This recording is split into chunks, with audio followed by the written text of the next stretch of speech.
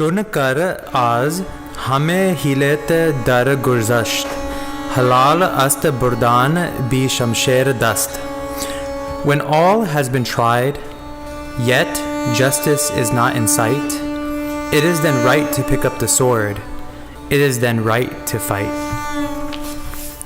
Zafarnama, written by Guru Gobind Singh Ji, delivered by his faithful servants,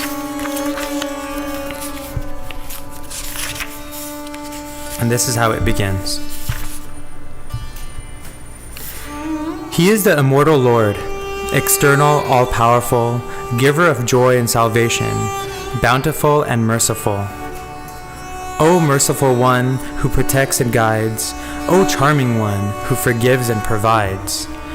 Mightiest of emperors, giver of good, guide without peer, ethereal and formless, he is unique beyond compare.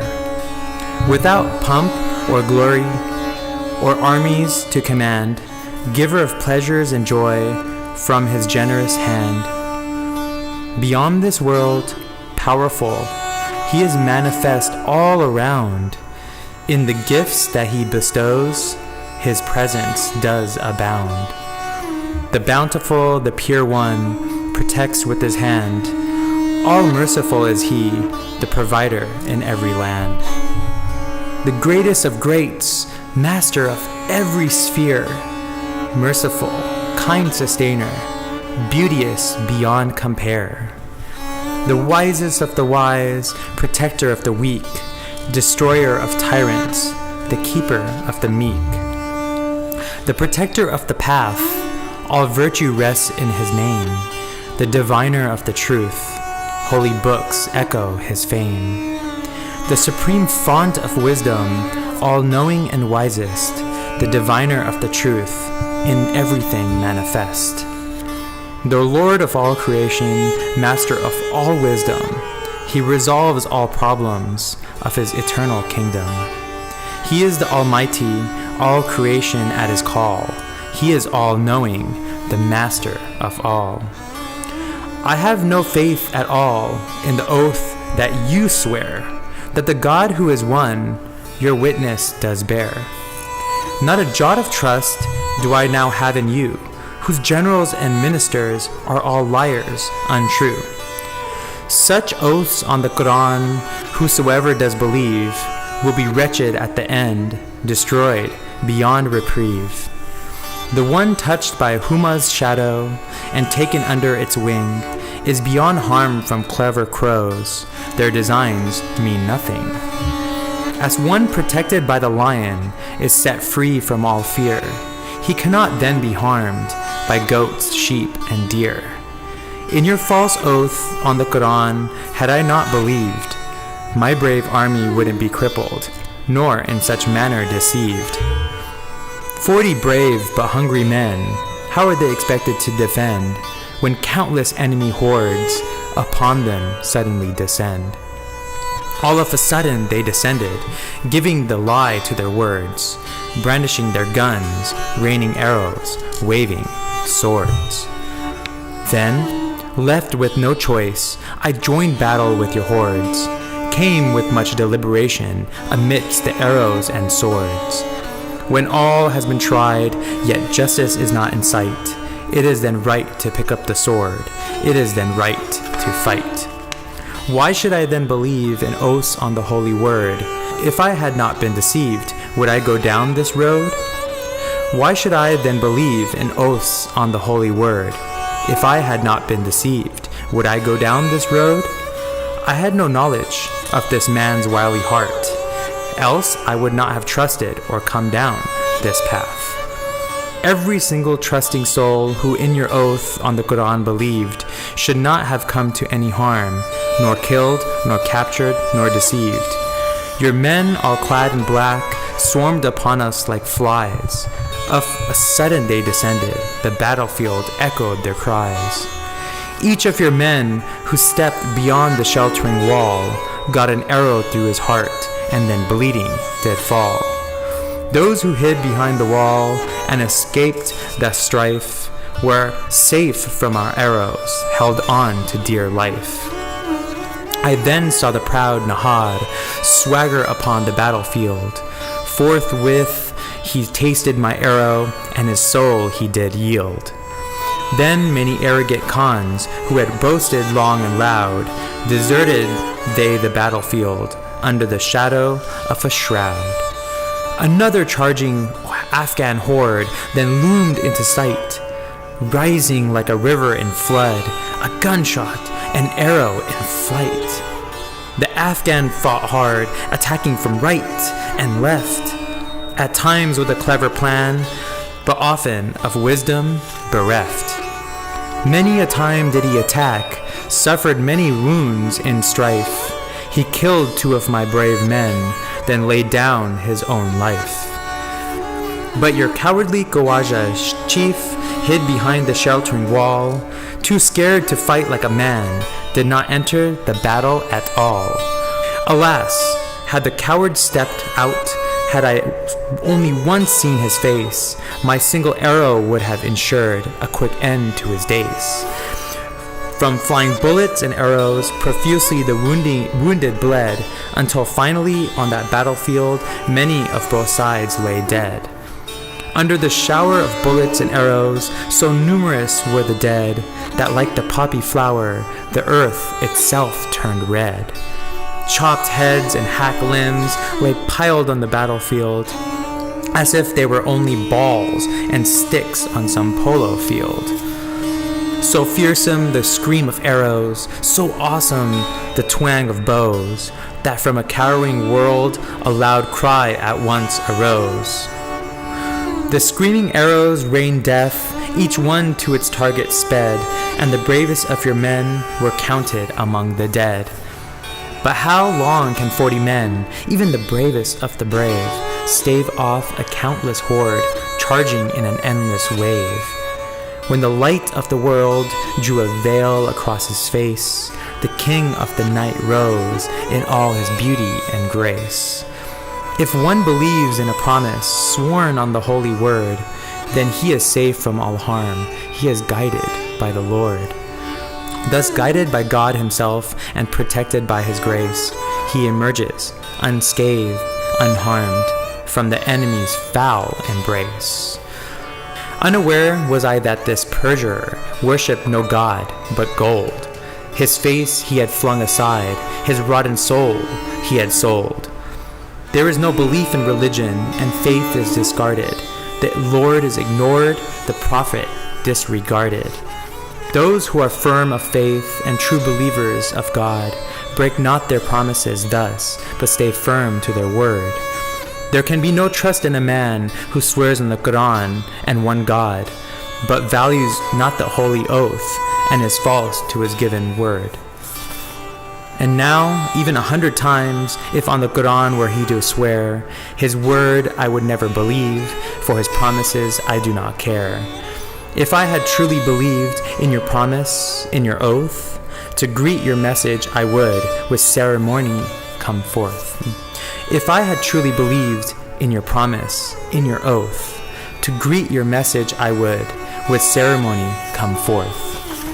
And now it is your duty, imposed by your word, you have sworn to keep your oath on your God. In fact, if your majesty had been present here, all that has transpired would have been clear. It remains your burden in such a manner to act, that your act be in keeping with your written pact. Your oral word I have received, the written too is in my possession. Now this task should be done so that it gives satisfaction. Men must speak the truth living in their thoughts, not have a promise on their lips and a lie in their hearts. To what your Qazi has said, I am still ready to agree. If your intentions are clear, then you should come to me. If you need to see that oath sworn on the holy book, I can have it sent forthwith for you to take another look. If here to Gangar village you were to proceed, we would meet face to face to talk of word and deed. There is no danger to you here, no one will raise a hand. This community of Bedars is under my command. Come, so that we can meet and talk face to face. I can show you forgiveness and grant you my grace. Present me perhaps a fine horse that's valued at 1,000. I may grant you, if you seek, in bounty this tract of land. Of the King of Kings I am but a humble knave. If he were to command, I would respond as a slave. Even now, if a command were to be sent to me, with my body and soul I would appear before thee.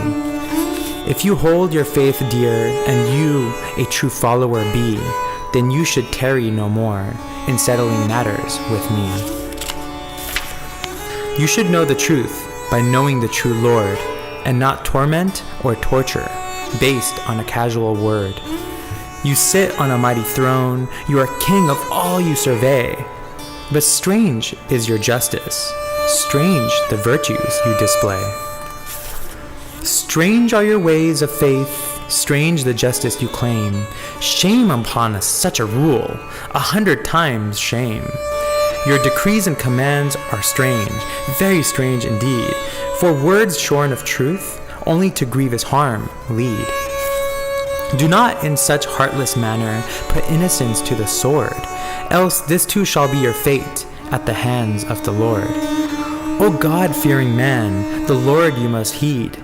He is above all flattery, he is beyond all need. He is the King of kings, truly the fearless one, King of the heavens and earth, master of all creation. Supreme master of all, from him creation takes birth, maker of all living beings, of the heavens and of earth. The creator of all creatures, the elephant strong, the ant weak, destroyer of the heedless, kind protector of the meek. Protector of the meek, he is known by that name. He is beyond all need, beyond flattery or fame. Unbending, supreme, he is the incomparable one. He shows the right path, he is the guiding one. The burden of your oath lies heavy on your head. You have to do the right thing and perform what you've said.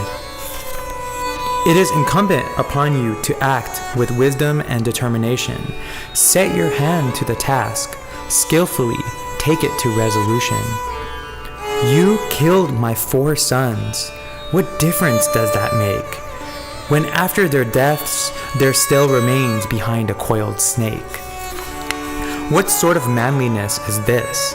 What courage does it require to stamp out young sparks and then fan the roaring fire? The poet Firdausi has said in words beautiful and chaste that they work for the devil who act in such unholy haste. In your majesty's court, the day I take stand, I will be the witness for the blood on your hand. But if you still disregard your falsehood and your lies, you too will be forgotten by God, be ever guilty in his eyes. But if you set yourself to the task and show justice in your ways, he will still show you mercy, he will forgive you in grace. Pursuit of truth is worship, it is an act of true piety, to know the true God in life's highest priority. But among those who know God, I do not count your name, for you have committed only acts of infamy and shame. That is why the merciful God does not count you in his fold. He too does not accept you, despite all your wealth untold. Even if 100 times on the Quran you swore, I would not pay any heed or believe you anymore. I will not enter your presence, nor set foot upon this way. I would not go there now, if even the prince was to say.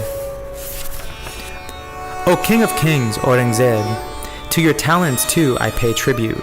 You are a horseman of standing, a deft swordsman of repute.